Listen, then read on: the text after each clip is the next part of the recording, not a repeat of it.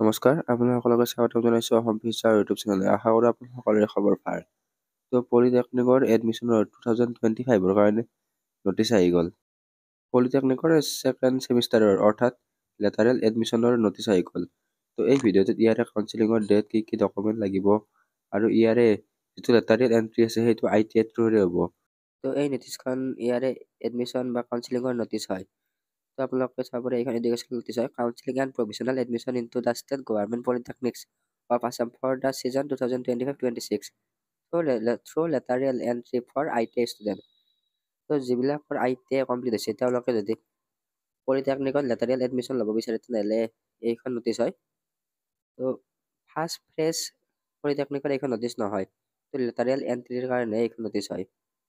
আপোনালোকে চাব পাৰে all concerned that the counseling process for provisional admission into the second semester diploma in engineering and technology course of state government polytechnic of Assam.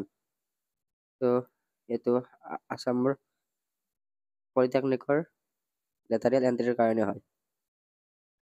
ইয়াৰে counselling হৈ যোৱাৰ পিছত যি provisional admission letter বা admission notice আছে এয়া dt.assam.government.in publish হ'ব। এতিয়া কাউন্সেলিঙত কিছুমান ডকুমেণ্ট লাগিব, সেই ডকুমেণ্টবিলাক অৰিজিনেল আৰু জেৰক্স দুয়োটাই লাগিব। ইয়াতে দিয়া আছে ITIৰ মাৰ্কশ্বিট, ITIৰ পাছ চাৰ্টিফিকেট, তাৰপিছত ক্লাছ 10ৰ এডমিট কাৰ্ড এজ প্ৰুফ হিচাপে, নেক্সট কাষ্ট চাৰ্টিফিকেট আৰু অফিচৰ কাৰণে NCL চাৰ্টিফিকেটখন লাগিব, নেক্সট PRC আৰু আপোনাৰ কাউন্সেলিঙত এটা ফিজ দিব লাগিব 250 টকা, সেইটো কেছত দিব লাগিব, কেছ পে'মেণ্ট কৰিব লাগিব আৰু সেইটো নন ৰিফাণ্ডেবল হয়। কাউন্সেলিং হোৱাৰ পিছত এইটো পইচা ৰিটাৰ্ণ কৰি নিদিয়ে। Next 2 copies recent passport size photo, 2 copy recent passport size photo লাগিব। ইয়াৰে যি এলিজিবল ক্ৰাইটেৰিয়া বা এডমিশ্যনৰ ডিটেইলছবিলাক আছে এইবিলাক আপোনালোকে লেটাৰেল এণ্ট্ৰিৰ ক্ষেত্ৰত AICTE নৰ্মছত ইয়াৰে এইবিলাক ডিটেইলছ দিয়া আছে, তাৰ পৰা চেক কৰি ল'ব পাৰিব। এতিয়া কাউন্সেলিঙৰ প্লেচটো কি? কাউন্সেলিঙৰ প্লেচটো হৈছে director of technical education Assam, Kahilipara, Guwahati 19। ইয়াতে প্লেচটো দিয়া আছে ডাইৰেক্টৰ অফ অৰ্থাৎ DTৰ যিটো অফিচ আছে তাতে ইয়াৰে কাউন্সেলিং হ'ব। কাহিলীপাৰাত অৱস্থিত। গুগল মেপ বা গুগলত চাৰ্চ কৰিলে আপোনালোকে ইয়াৰ লোকেশ্যনটো পাই যাব।